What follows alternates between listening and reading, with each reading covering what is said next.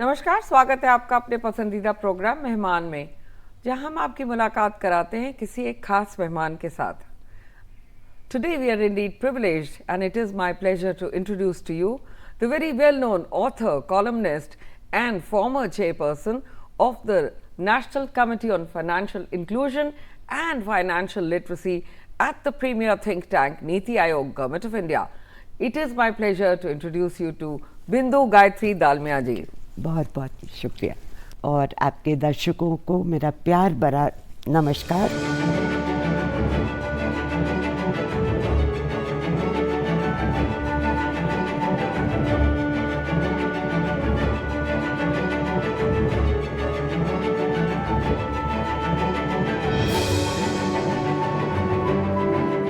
तो आज बात अर्थव्यवस्था की, आज बात महिला एम्पावरमेंट की, और मैं आपसे पहले जानना चाहती हूँ ma'am that if you look at your trajectory and a preamble and peek into that trajectory from the transition years since of the Indian economy from 1980 to say 2021, how do you look at it? 1980, I want to just give the viewers a small flashback.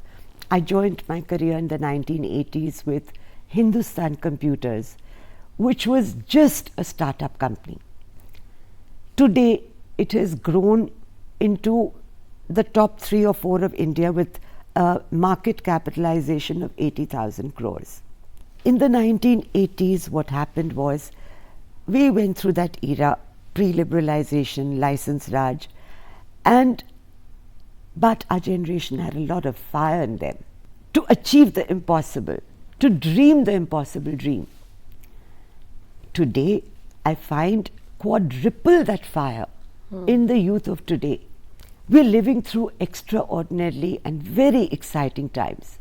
And this is the time when the velocity of change is so fast that we've got to think smart, we've got to think fast, enabled to cope in a VUCA world, VUCA.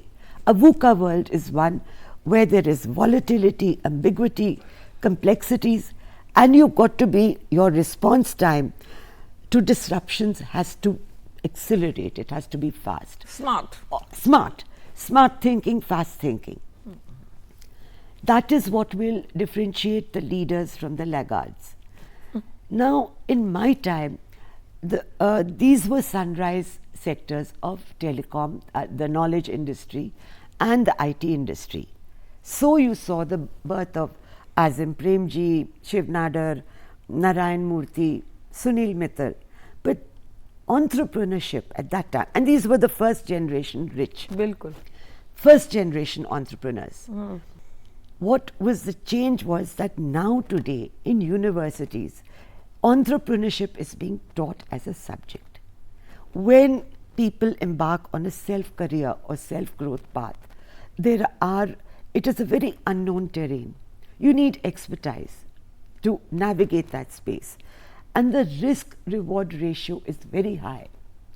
So to minimize the trial and error phase, it is so good that our education system today has inculcated entrepreneurship as a subject, as a course. So people are getting trained. In that era, entrepreneurs were in trial and error mode. That is one. Further, a step before them in the 1980s, we had the old economy. What was the difference in the wealth creators of the old economy and the new economy, which was then the new economy, is that the new economy was built on meritocracy. The old economy was when the capitalists built it on privileges, on inheritance, on cronyism, land, mining. It was those even mafia. They were, well, you can say that you have, like Thomas Piketty has talked of good capitalists and the bad capitalists. Relatively, India were richer. The wealth creators of that time, of old economy, were dependent on government and privileges, which these new entrepreneurs were not. Jumpstart to the now of 2021 And this generation is far more meritocratic than before. This is India at 75, Azadi Ka Amrit Mahotsav. Ji. What are your aspirations for India 25 years from now? First of all, I think we've got to realize that at 75, we've moved very slowly. It's taken us 75 years to get here. Yes.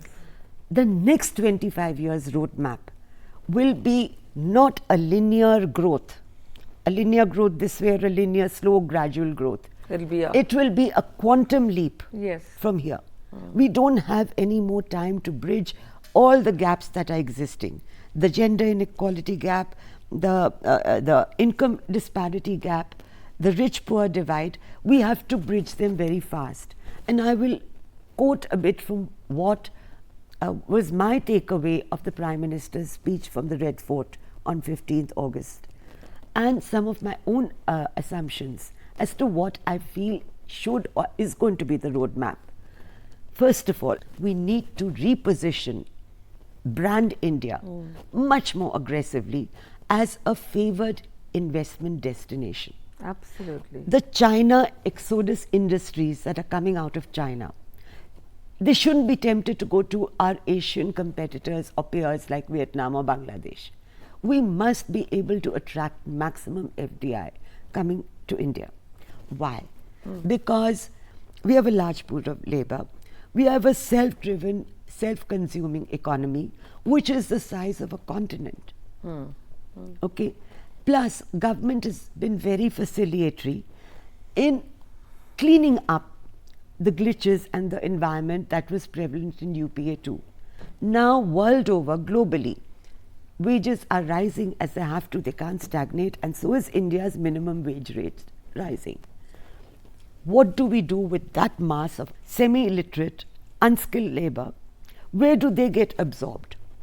So we will also have to follow a path which is not just capital intensive but labor intensive industry also.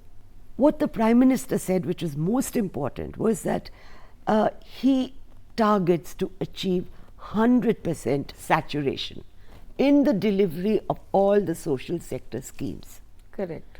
So which means Modi 1 had achieved a lot in social sector schemes.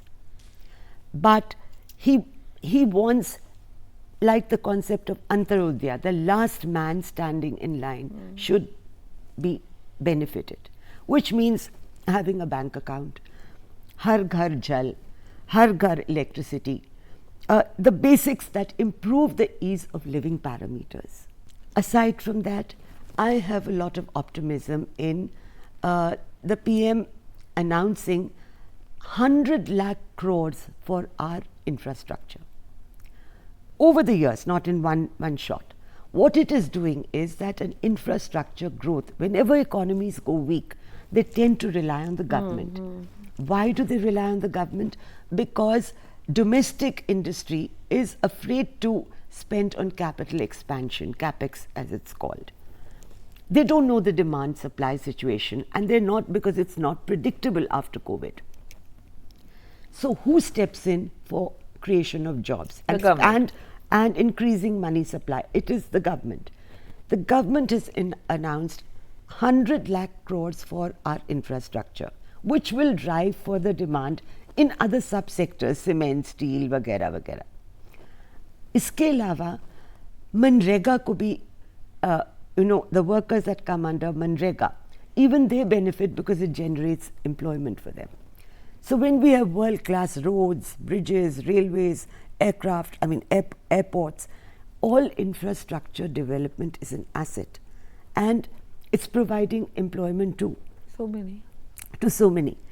I do know that we have achieved a rate of 40 kilometers a day that we are doing, which we hope to make to 100 according to the infrastructure minister Gadkari ji. Other thing that needs to be done in the next 25 years with urgency is reducing our dependence on energy. We have to become energy self-sufficient by 2047. Next is we need to improve our R&D expenditure. Absolutely. Very badly needed, because it might surprise you, our current spending on R&D is as low as 0.63%. Okay, as compared to developed nations, which is something like 3%. Now, this is R&D is one of the most vital pillars of Atmanirbhar Bharat. We need to decarbonize very fast, Nidhi, and lower our dependence on hydrocarbons, etc., and move towards solar energy, wind energy, electric vehicles. But again, that transition is not going to happen overnight. Other factor is that we will have all corporates in India will have to turn more and more ESG compliant, which is pay more focus and spend more money on environment, social issues, and on corporate governance. So ESG and environment concerns particularly are the new CSR, which Absolutely, was yes. earlier corporate social Yeah, responsibility. ESG is the new CSR. The other point is that we need to cut our living density and our population and our fertility rates, all three. You've done so much work on financial literacy, financial inclusion. How do you see women and their growth in this sector? Because that is what is needed in rural India. Nidhi ji, first of all मेरा कहना है कि हर एक औरत को अपने अस्तित्व में आना चाहिए. जब औरत को वित्त, जिसको फाइनेंस कहते हैं ना, वित्त, जब औरत को वित्त की शिक्षा मिलती है, उसे कोई ताकत नहीं रोक सकता, क्योंकि वो खुद आत्मनिर्भर बन जाती है. आज मैं कहती हूँ कि हमारी न्यू एजुकेशन पॉलिसी में जो हर साल there will be more additions and more evolution. There are 3-4 topics I request the government to include. Yes. Which is, there should be digital, its educational literacy should include digital literacy, financial literacy, and the third is legal literacy, which is knowing the basics of, just the basics, before school going age ends, because our dropout rates of women are very high. Women must understand, as men, that there is a compounding power to money. Correct. And they must learn how to exploit that. Financial literacy में ये सब बहुत कुछ जरूरी है इनको जानना, कि हेल्थ इंश्योरेंस भी लेना चाहिए, कि आपको समझना चाहिए कि घर में एसेट्स कौन कंट्रोल कर रहा है और आपका क्या हक है उस पर. आप यकीन नहीं करेंगे कि जो मैंने पढ़ा है, 2% सिर्फ औरतों का हक है लैंड टाइटल्स में इन विलेजेस में. बहुत कम मर्द हैं जो औरतों के नाम में डालते हैं, और वो लापता होते हैं. ये औरतों को जब खुदा न खास्ता वो they turn widows, they don't know how to manage their financial affairs. I want you to talk now on schemes like Jan Dhan, FinTech, and financial inclusion schemes that can, really reach out and transform the landscape of these rural areas and provide substance and monetary benefits. Ji, financial inclusion, according to the Reserve Bank of India's report, since the Modi Sarkar came into power, has improved by 25%. Which is really which is big. Phenomenal. Jan Dhan ने क्या किया? Jan Dhan, Aadhaar और लोगों की 700 million लोगों के पास आज smartphone है. तो जो सरकार की को ट्रांसफ़र करना है वेलफेयर स्कीम्स का, या जो भी इंटाइटल्ड हैं ये लोग, तो वो डायरेक्ट बेनिफिट डीबीटी में चला जाता है, directly into the bank account. Modi सरकार ने क्या किया कि जनधन के बाद आधार और मोबाइल्स जब होने लगे, ये जैम ट्रिनिटी, इससे डिजिटल रिकॉर्ड्स बनने लगे बैंक में, कि इनका मान लीजिए 2-3-4 हज़ार ही हो, पर उसके अगेंस्ट ये तो आ ही रहा है, इतना आ रहा है इनके बैंक अकाउंट में रूरल इंडिया में, through about 200 schemes that social schemes, that welfare schemes that the Modi government is funding. There is the Mudra scheme that was introduced by the Modi Sarkar, where women can get a loan from 50,000 MSMEs and women to about 10 lakhs. Bilkul, it's online It's on the totally, portals. It's very transparent. it is collateral free. दूसरा financial inclusion का main चीज़ था that लोगों की savings account bank में जमा हो और उधार भी बैंक से लें. It was to fund the unfunded and finance the unfinanced. That is what financial inclusion was. दूसरा, महिलाएं हाट भी हैं. So women can access such platforms where there is mentoring and hand-holding by the government and skilling and upskilling. So Mudra and schemes like Mahila Haat come in handy because they kind of prod you forward. Navigate you through as self-employment schemes. I want to also ask you on the Human Development Index. How do you feel कि आपने महिलाओं की बात की, all right, she shattered the glass ceiling, she's gone to her workplace, is she safe there? How do you protect her there? A human index. Yes. We have to improve drastically on our per capita productivity, which will lead to per capita income rise and increase spending power in tier 2, tier 3 cities and in the villages. How do we do this? First of all, we need to exit our masses, which is a good over 40% that are dependent on farming. Farming only contributes 13% to the GDP and grows at a rate of 3% annually. Most of the developed nations and even our Asian peers who are successful transited from farming and agriculture to manufacturing, services, industry, self-employment, startups, whatever. But let's just take the villager who's anxious to quit farming. Now, what the other thing that I forgot to mention, what the government has done a lot and which much more will be a thrust area is planned urbanization, smart cities and rurbanization, which is rural India की और उन्नति होने के लिए उनको भी छोटे cities की तरह बनाइए, उनको modernize करिए villages को. उससे क्या होगा, चाहे महिलाएं हैं, चाहे मर्द हैं, ये migration of labor थोड़ा stop करेगा.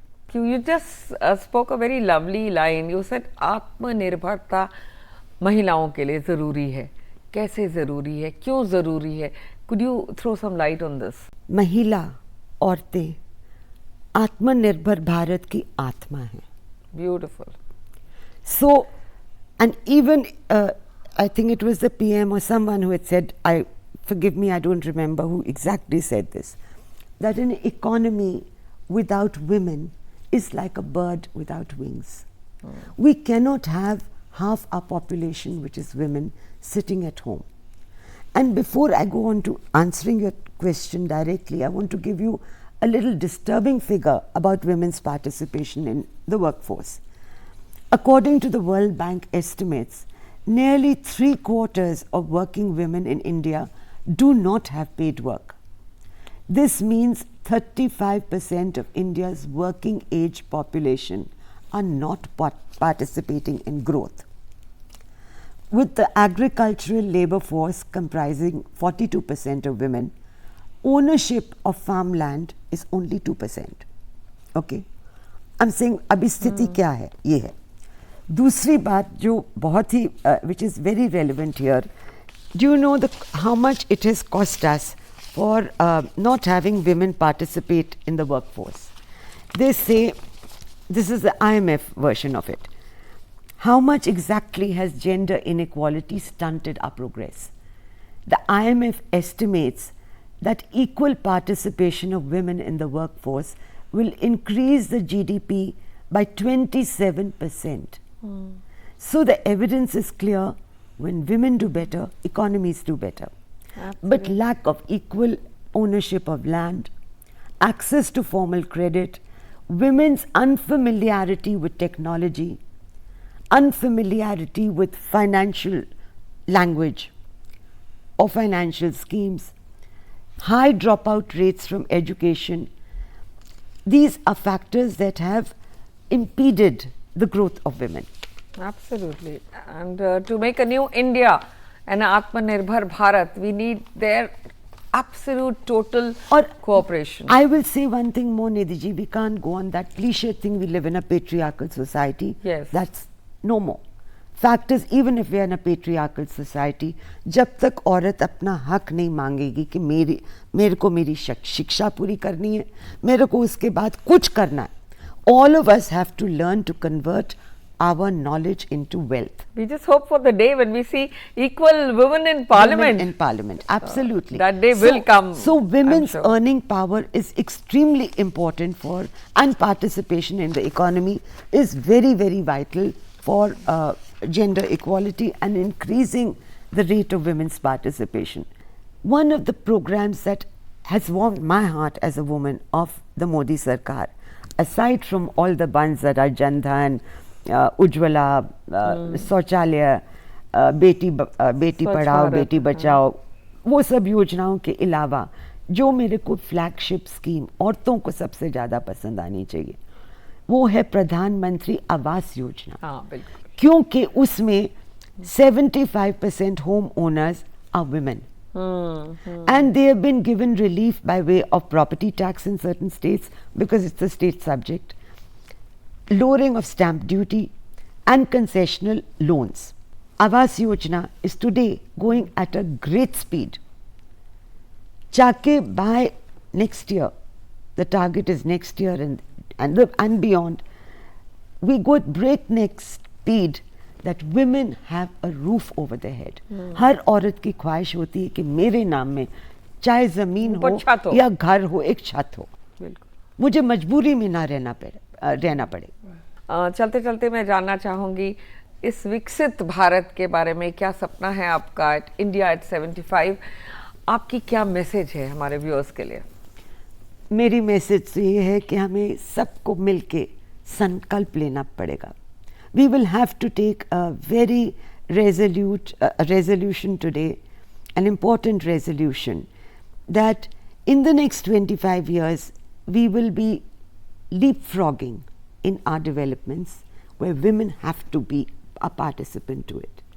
We need to get to is a $5 trillion economy, which can only happen if our growth rates come back to pre-COVID levels of about 8% year on year. 5 trillion is also not enough if we want to emerge as one of the Asian miracle economies, as the Asian miracle economy of the next century, of this next decade, sorry.